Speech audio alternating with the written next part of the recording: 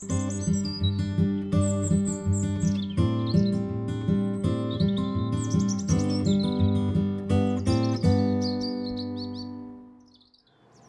everybody, this is Matt Monarch with the rawfoodworld.com, and I have stumbled across a huge protein discovery that absolutely blew my mind.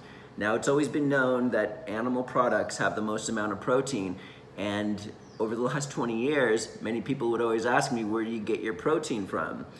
And I can't believe I haven't done this research until now, after the last 20 years of being raw vegan, but generally raw food, you say, oh, we get it from our greens, Our greens?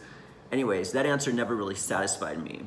So then I decided to create an article on the top 10 high protein raw foods. And so what I did was I went to the USDA's food composition database website. And on this website, there was one commonality. They measured all the foods by 100 grams in weight.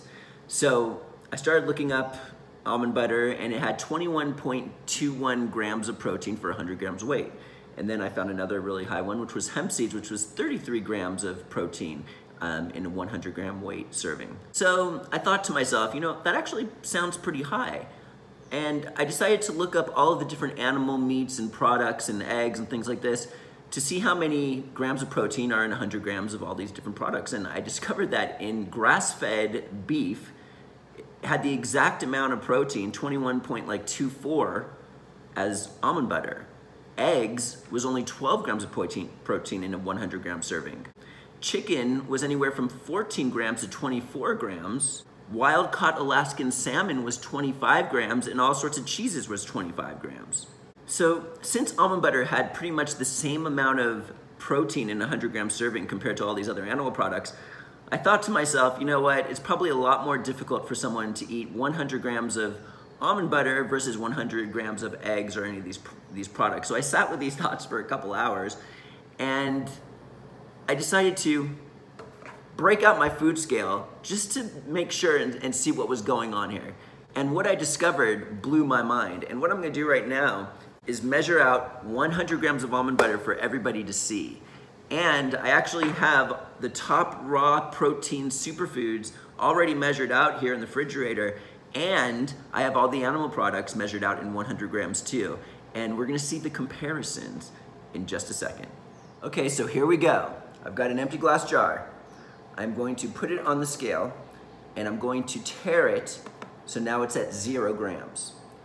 So now what we're gonna do is you can get 21.21 grams of protein in 100 grams of almond butter, which we're about to measure right now. Let's tear it again. And the average human being, if you're a woman, is 45 grams of protein, and for a man, it's 55 grams of protein that you need per day. So this, what we're doing right now, would equal half the amount that we need. We're at 40 grams. Let me just slow down because we're at 90 grams. 97, 98, just a little bit more.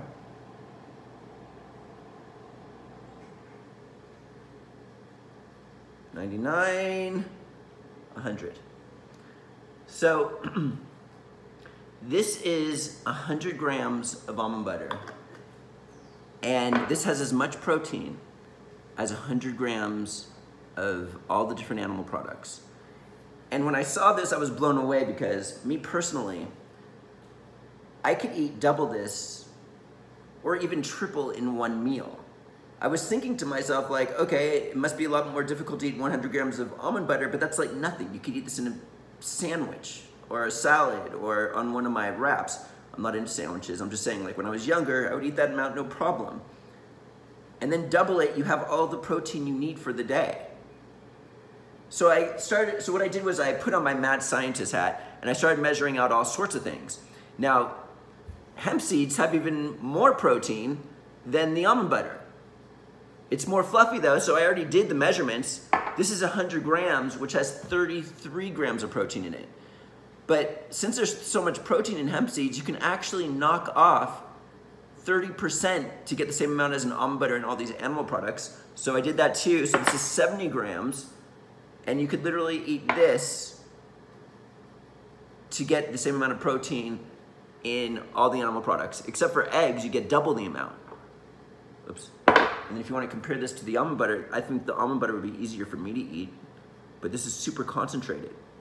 So I put on my mad scientist hat, and there are so many raw foods and superfoods that are loaded with protein. So the top ones were chlorella, spirulina, and nutritional yeast had almost 60 grams, 50 to 60 grams of protein in all three of these products for every 100 grams. So you can literally knock off 60% of that. So you only have, 40 grams would equal about this, would even be more than the almond butter right here. So you can actually weigh 40 grams instead of 100 grams and get the same amount as the animal protein. So I actually have everything weighed out. I'm gonna break everything out for you right now, and then we're also gonna compare it to the animal products.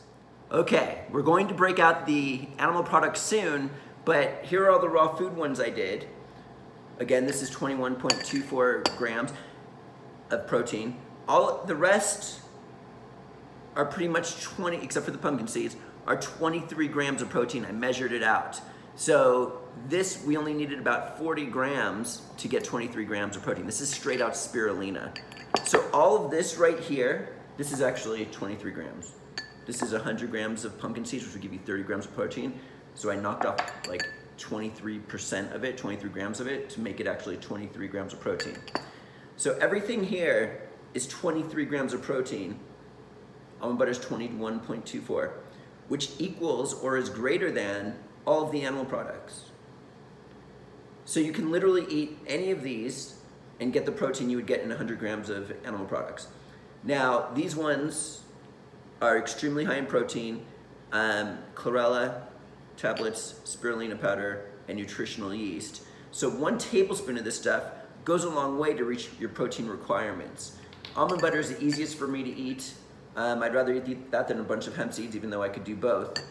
But real quickly, I'm kind of curious. That's not that much spirulina. How many tablespoons is this? I'm just kind of curious. Let's do this. We'll put this right in here. This is a tablespoon of spirulina. You could put this in a smoothie. 1, 2,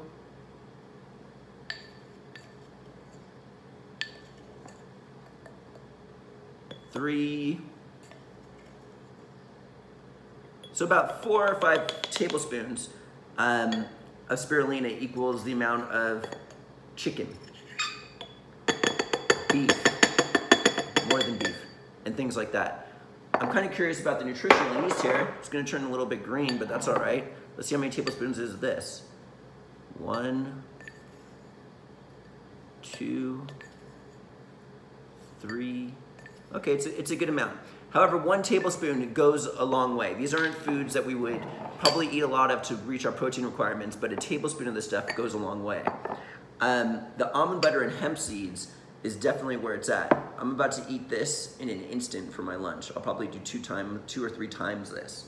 Okay, so now what we're gonna do is break out the animal protein products and see the comparison, because this right here has the same amount of protein in all of the animal products that I'm about to bring out. Let's go check it out, and this. All right, here's all the animal products. Sorry, vegans. All the food is gonna go to my dogs for their meal for the day afterwards. Okay, so I just measured them all out on the scale because I had someone do this for me. This is actually 95 grams. They came close, but most of this is 95 grams of product. This is 95 grams of raw cow cheese. This is 95 grams of goat cheese. This is 25 grams of protein. So you can eat this and get this almost the same amount of protein. The chicken right here and the beef, this has the same amount of protein as the almond butter, the beef right here. I'm just gonna pick it up. I don't have to wash my hands afterward. This is way easier for me to eat. For some reason, the chicken looks a lot smaller than the beef. I don't know why. This is fish right here. This would be the same amount of protein as this. That's like a lot of fish you'd have to eat. Eggs, this is half the protein that you get from almond butter. That's like 2 eggs right there, 2 very small eggs. And salmon right here has about 25 grams, so this has a little bit more protein than this. And this also equals, so these right here equal all the amounts of these animal products. Now, this comparison shows me that there is just as much protein in raw plant-based foods, as this is very easy for a person to eat, especially if you aren't eating much dense foods. You will hanker for something like this. A lot of the time what happens is people say raw foods doesn't sit well with me, or greens or vegetables don't sit well with me, because what happens is a much needed house cleaning is happening when you take these powerful alive foods into your system. And it's actually a really good thing, but it's very uncomfortable. So not only does it look like that the almond butter and the hemp seeds has equal to or more protein compared to animal products, but also these raw plant-based foods, the protein inside them is utilized more effectively and better compared to the animal products. Now, the argument has always been that the animal products are complete protein, while these products aren't. But the way it really works in the digestive system is the liver cannot take a complete protein. In the body, the animal protein needs to be broken down into the smallest components of atoms and molecules so it can pass through the walls of the colon and be sent to the liver to be reassembled and turned into the amino acids needed at that time. And it's very likely that the complete protein that you have here is going to get reassembled into something completely different than what you actually put into your system. Now, the raw plant-based foods are already broken down into these smaller elements, and the body has to work less in order to get these elements to the liver. Furthermore, when you eat the animal products, when the body breaks it down into smaller elements, there's a byproduct called uric acid. Now, if a person doesn't overdo the meat, they can easily discard this uric acid from their system and not have any issues. However, if a person overdoes the meat, then they can run into health issues in the long run. This is why on our cooked whole foods list, we have rules on how much animal protein that you can eat in a day. And the amount is anywhere between 4 to 6 ounces. And the goal is to also only eat meat, if you're going to even do it, 4 times a week. If you're just starting on this dietary lifestyle, you're 300 pounds, 200 pounds, or whatever it is, then you could disobey these rules for the time being, but in the long run, we want to reach these levels or it can result in problems with our health in the long run. Because what happens is, when we eat too much animal protein, this uric acid builds up. Now, stones in the gallbladder and the liver are due to too many concentrated starches in the diet.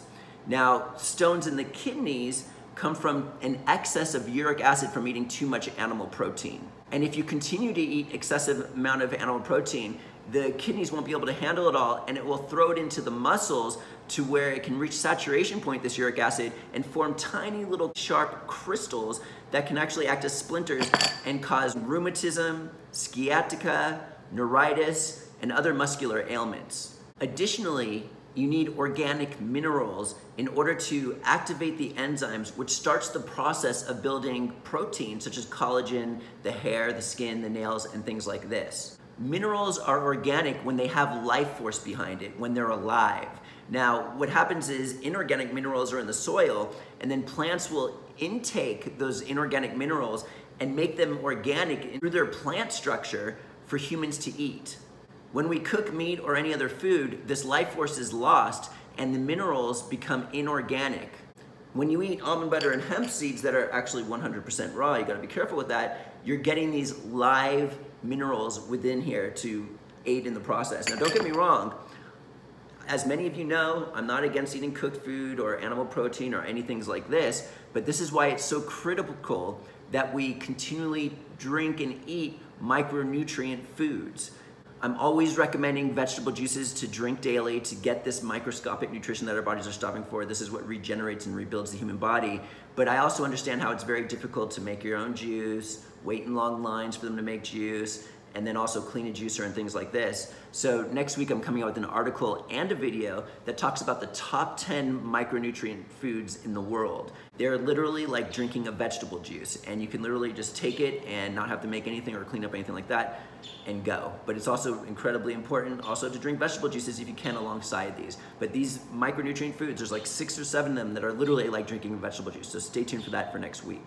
So right here, I feel are the top 3 raw protein plant-based foods which have more protein than all of these other animal products. Now, out of all of them, almond butter is my favorite. It's the sweetest, it's the easiest to eat. This is a little bit more bitter. The pumpkin seeds, you could do pumpkin seed butter, but it's still a little bit more bitter. Hemp seeds even are a little bit bitter, but this is probably this is my second favorite protein food. I actually just came out with my own almond butter that many people are absolutely loving. They're the sweetest almonds you can possibly imagine, and it's 100% raw. I actually stumbled across an almond butter company, a nut butter company, who highlights the fact that they have 100% raw nut butters as I was looking for a place to stone grind this, and they use a stone grinding technique, but I discovered that it actually goes over 130 degrees in temperature, and that's no good for almond butter because number one, the enzymes and the minerals die, which we need to rebuild our collagen levels and things like this, but it can also, when you cook almond butter, it can alter the fats to where they become damaging to the liver and gallbladder.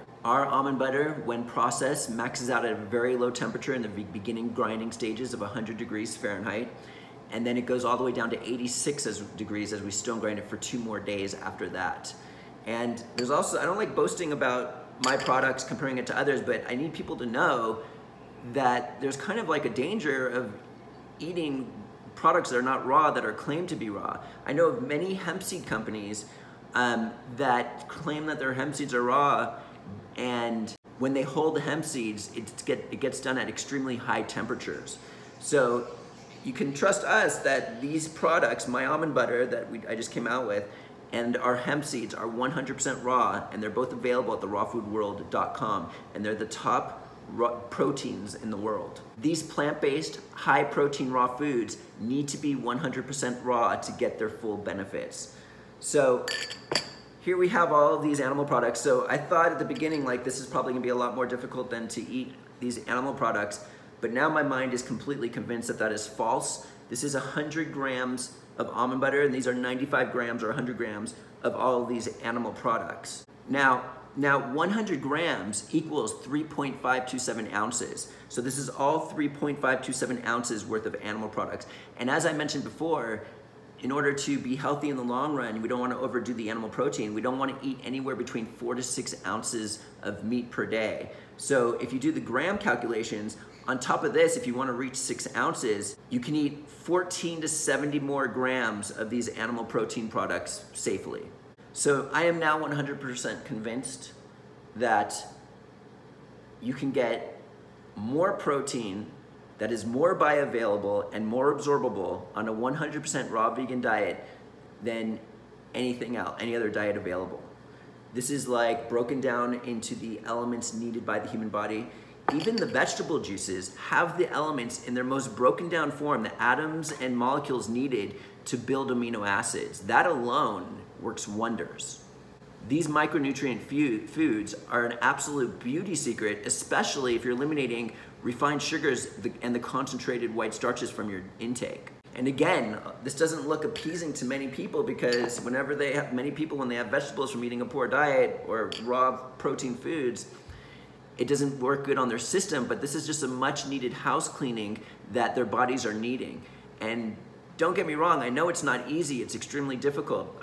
We do these raw vegan retreats here, raw food retreats here in Vilcabamba, Ecuador, and we offer all these vegetable juices that, you know, not only rebuilds and regenerates the human body, but it also helps cleanse all of the organs out.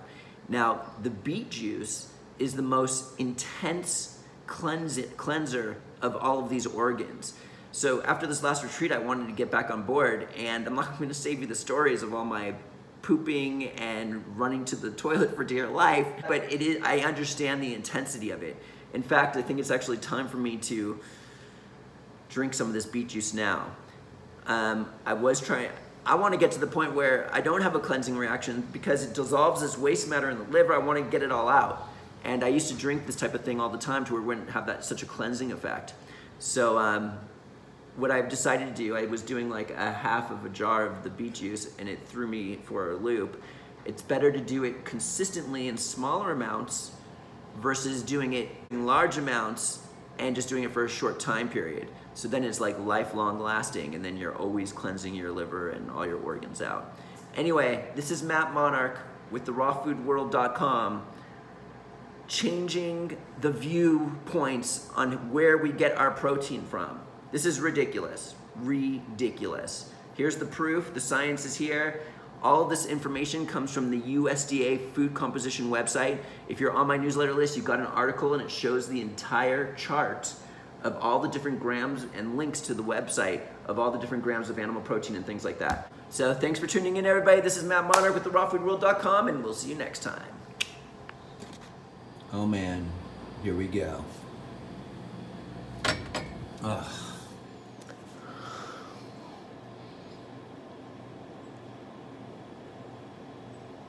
That's intense. I'm just gonna drink a third every day. Oh, dude. All right.